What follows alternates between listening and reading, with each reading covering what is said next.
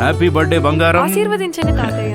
నిండు నూరేళ్లు ఆయురారోగ్య ఐశ్వర్యాలతో వర్ధిల్లు. మావయ్య మీరన్నట్టుగా ఐశ్వర్యంతోనే వర్ధిల్లుతుంది. నిన్ననే తన పేరు మీద S2S ఇన్ఫ్రాకాన్ లో ప్లాట్ తీసుకున్నాం. ఓ అయితే సూపర్. S2S Infracon Srikaram, శుభకరం, సౌభాగ్యకరం, సంపత్కరం.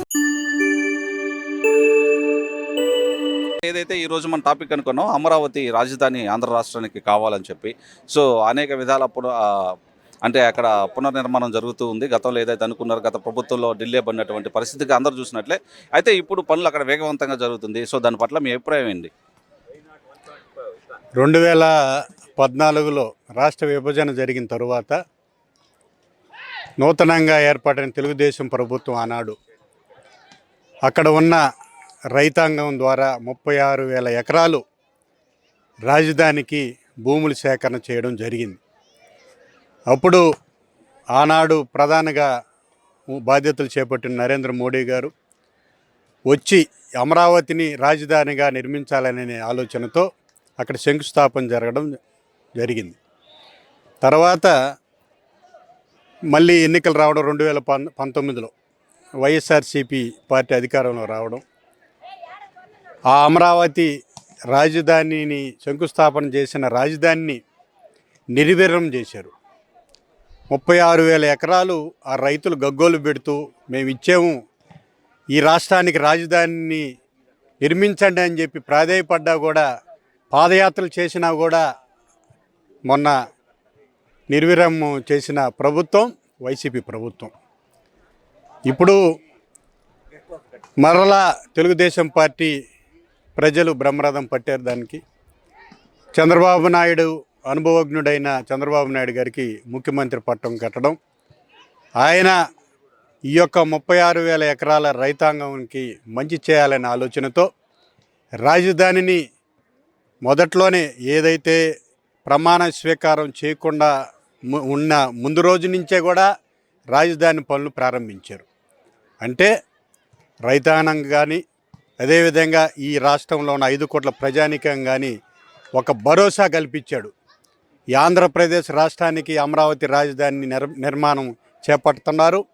ఇది వాళ్ళు ఇప్పుడున్న ప్రభుత్వం 2.5 సంవత్సరం అని చెప్తా ఉంది. మళ్ళా రాష్ట్ర పురపాలక పట్టణాభిషేక మంత్రి పొంగూరు నారాయణ గారు 1.5 సంవత్సరంలో పూర్తి చేస్తామన్నారు. ఏదైతే రాజధాని నిర్మాణం పూర్తి అవుతుంది, ఈ రాష్ట్ర భవిష్యత్తు బాగుంటుంది. అదేవిధంగా రైతాంగం చేసిన పోరాటం ఫలిస్తుంది. ఈరోజు చంద్రబాబు నాయుడు గారు అటుపక్క పోలవరంని వెనక ముందైనా కూడా రాజధాని నిర్మించి తలపెట్టి పూర్తి చేయాలని ఒక ఆలోచనతో ముఖ్యమంత్రి చంద్రబాబు నాయుడు ఉన్నారు. కాబట్టి ఇన్ని రోజులు ఆంధ్రప్రదేశ్కి రాజధాని ఏదేనంటే చెప్పుకోలేని పరిస్థితి ఈ రాష్ట్ర ప్రజల్లో ఉండింది. ముఖ్యంగా యువతకి ఒక పరీక్ష రాయాలన్నా, ఒక ఏదన్నా ఇంటర్వ్యూకి అటెండ్ అవ్వాలన్నా కూడా మీ ఆంధ్రప్రదేశ్ రాజధాని ఏదైనానంటే చెప్పుకోవాలని దౌర్భాగ్య పరిస్థితి విద్యార్థులకి, ప్రజలకి ఉండింది. కాబట్టి ఇది పూర్తిగా రాజధాని నిర్మించి తలపెడితే రాష్ట్ర ప్రజలకి, అదేవిధంగా అమరావతి రాజధాని నిర్మాణం చేసిన తర్వాత పారిశ్రామికంగా పరిశ్రమలు వస్తాయి. 36,000 ఎకరాల్లో పరిశ్రమలు వచ్చిన తర్వాత పారిశ్రామికంగా అభివృద్ధి రాష్ట్రం జరుగుతుంది. జరిగినప్పుడు నిధులు వస్తాయి. అన్నిటికీ సమకూర్చుకునేదానికి పరిశ్రమల ద్వారా రాష్ట్ర భవిష్యత్తు, రోడ్లు కానీ, రహదారులు కానీ అభివృద్ధి పదాన ఈ రాష్ట్రం భవిష్యత్తు బాగుంటుందని ఈ సందర్భంగా నేను తెలియజేస్తున్నాను. అదేవిధంగా సార్, మీరు ప్రగాఢంగా ఇదైతే విశ్వసిస్తుంటారా, ఏదైతే అమరావతి రాజధాని నిర్మాణం అయిన తర్వాత అక్కడ అనేక ఉద్యోగాలు కల్పించడం కానీ, అదేవిధంగా పరిశ్రమలు రావడం కానీ, అదే ఐటీ ఇండస్ట్రీలు తీసుకురావడం కానీ ఇవన్నీ జరిగేటువంటి అవకాశం ఉందని మీరు భావిస్తున్నారా? ఖచ్చితంగా జరుగుతుంది. ఎందుకంటే గతంలో పరిశ్రమలు స్థాపిస్తామని ఇతర దేశాల నుంచి వచ్చిన వాళ్ళు కూడా ఈ అమరావతి రాజధాని గత ప్రభుత్వం ఉండింది దాన్ని చూసి ఇది జరిగే పని కాదని చెప్పి వెనక్కి వెళ్ళిన దాఖలాలు కూడా ఉన్నాయి. ఈరోజు ఆ చెట్లు పుట్టలతో నింపిన 5 సంవత్సరాల గత ప్రభుత్వాన్ని దాదాపు 200-400 జేసీబీలతో ప్రభుత్వం ఏర్పాటు కాకముందే దీన్ని కొనసాగిస్తున్నారని అంటే పారిశ్రామికంగా పరిశ్రమలు స్థాపించేదానికి ఇతర దేశాల నుంచి ఇప్పటికే జపాన్ సంస్థ వాళ్ళు వచ్చున్నారు.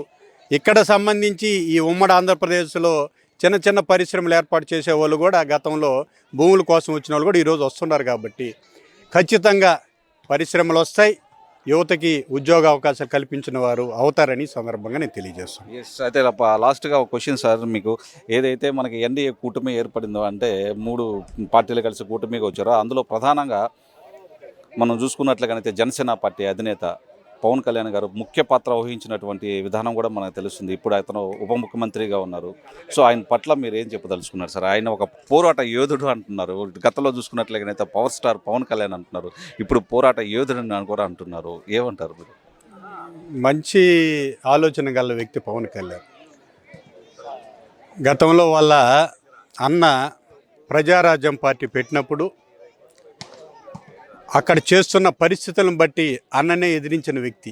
ఇటువంటి మనకు మంచిది కాదు, ప్రజలకి మంచి చేయాలని మనం వచ్చాం కాబట్టి మనం ఈ విధంగా తప్పటడుగులు తొక్కడం మంచిది కాదని చెప్పి నిలదీసిన వ్యక్తి పవన్ కళ్యాణ్.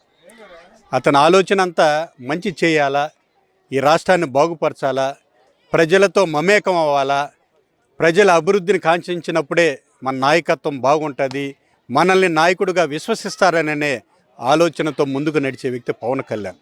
ఈరోజు ఉప ముఖ్యమంత్రిగా, గ్రామీణాభివృద్ధి శాఖ మంత్రిగా శాఖలు నిర్వహిస్తున్నారు. కాబట్టి గ్రామీణాభివృద్ధి అని అంటే దాదాపు కేంద్ర ప్రభుత్వం ద్వారా 70% నిధులు గ్రామీణాభివృద్ధి శాఖకు వచ్చే నిధులు ఉంటాయి.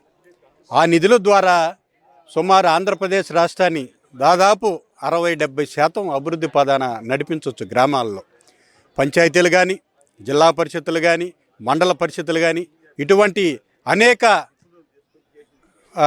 ఇటువంటి గ్రామాల్లో ఉంటాయి. కాబట్టి సంస్థలు వాటిని అభివృద్ధి పదాన్ని నడిపించేదానికి పూర్తి స్థాయిలో మంచి పోర్ట్ఫోలియో ఎవరు చంద్రబాబు నాయుడు గారు ఒక ఆలోచన పరుడు. కాబట్టి పవన్ కళ్యాణ్ గారు జనసేన పార్టీ అయినా కూడా బీజేపీతో అలయన్స్ గతంలో నుంచి ఉన్నాడు. కాబట్టి బీజేపీ ప్రభుత్వం కేంద్రంలో ఉండదు. కాబట్టి కేంద్రం నుంచి అత్యధికంగా నిధులు తెచ్చుకునేదానికి పవన్ కళ్యాణ్ గారు ముందుకుంటారు, వాళ్ళని నిలదీస్తాడు నరేంద్ర మోడీ గారిని. నాకు మా రాష్ట్రానికి నిధులు కావాలా గ్రామాభివృద్ధికి అని చెప్పి ఆ పోర్ట్ఫోలియో తీసుకొని వచ్చి నిధులు అభివృద్ధి చేసేదానికి మంచి ఆలోచన, మంచి పటిష్ట గల నాయకుడు పవన్ కళ్యాణ్. భవిష్యత్తులో కూడా ఆయన ముఖ్యమంత్రిగా కూడా ప్రజలు ఆశీర్వదించేదానికి అవకాశం కూడా ఉంటుంది. రాజధాని పట్ల మీ అభిప్రాయం ఏంటి? ఇప్పుడు గతంలో చూసుకున్నట్లయితే 3 రాజధానులు అన్నారు. అంటే 2019లో కాకుండా గత ప్రభుత్వం తెలుగుదేశం ఉన్నప్పుడు అమరావతి నిర్మించాలని చెప్పి చంద్రబాబు నాయుడు గారు పట్టుబట్టారు. మళ్ళీ అదేవిధంగా ఇప్పుడు మనం చూసుకున్నట్టుగా 2024లో ఎన్డీఏ కూటమి అధికారంలోకి వచ్చిన తర్వాత రాజధాని పునర్నిర్మాణం చేయాలని చెప్పి అమరావతిని ఒక పటిష్టమైనటువంటి ఒక ఆలోచనతో ముందుకెళ్తున్నారు. దాని పట్ల మీ అభిప్రాయం ఏంటి? మన ఆంధ్రప్రదేశ్ని చీల్చేదానికి కాంగ్రెస్ పార్టీ కానీ, బీజేపీ పార్టీ కానీ చీల్చిన దాకా నిద్రపట్టలేదు. వాళ్ళకి చీల్చేసి మన నీళ్ళల్లో చేపని కదా బయటేసినట్టు వేసేసారు. ప్రత్యేక హోదా ఇస్తా అన్నారు. అప్పుడు బీజేపీ వాళ్ళు మేము ఇస్తా అన్నారు, కాంగ్రెస్ వాళ్ళు ఇస్తా అన్నారు. ఏమి ఇచ్చింది లేదు, ఏమి లేదు. సరే చీల్చి పక్కన బారేశారు. తర్వాత చంద్రబాబు నాయుడు సీఎం అయ్యాడు. అయిన తర్వాత ఆయన ఏదో కొద్దిగా చేశాడు. ఆయన వెళ్ళిపోయిన తర్వాత జగన్మోహన్ రెడ్డి వచ్చారు. ఆయన 3 రాజధానులని అది ఏం పట్టించుకోకుండా ఏదో వదిలేశాడు. ఇప్పుడు మళ్ళీ చంద్రబాబు నాయుడు వచ్చాడు. ఇప్పుడైనా మోడీ గారు మాకేదో సహాయం చేసి మా రాష్ట్రాన్ని నాశనం చేశారు. కాబట్టి ఇప్పుడు మాకేదన్నా ప్రత్యేక హోదా కానీ, ప్యాకేజీ కానీ ఇచ్చి మా రాజధాని ఏర్పరచమని కోరుతున్నాను.